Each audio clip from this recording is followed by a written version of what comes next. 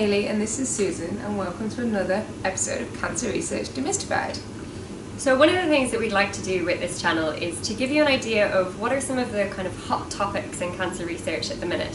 So when scientists like us go to a conference, what are the things that are getting everybody buzzing and then ending up in the headlines of all the newspapers? So one of the hot topics right now is most definitely immunotherapy, and that's all about using your body's own immune system to fight cancer.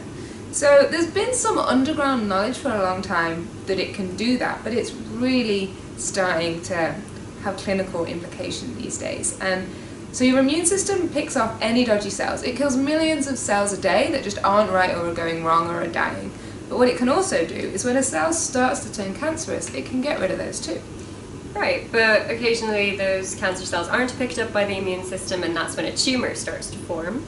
So immunotherapy is doctors and scientists trying to kind of coach the immune system to attack those cells, even the ones that are trying to escape it, so that the body itself can kill the cancer.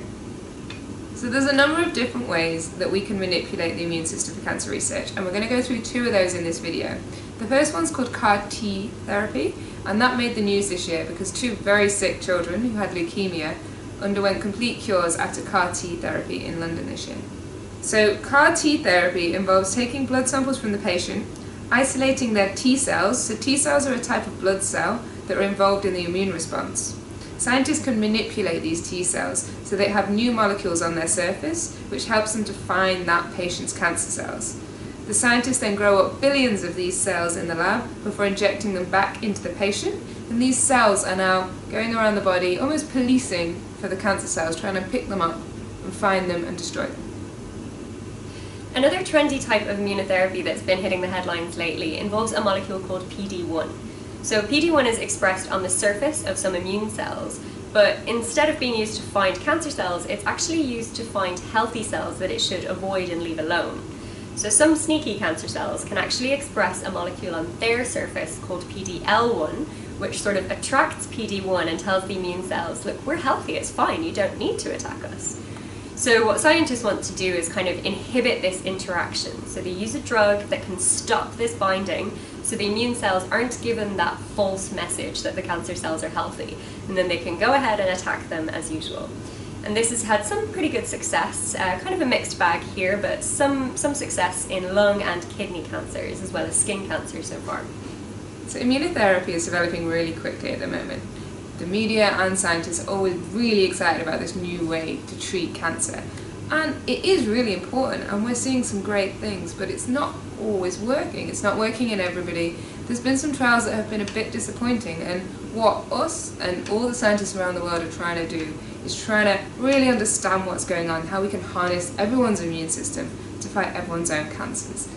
There's a definite element about this therapy is going to have to be really personalised.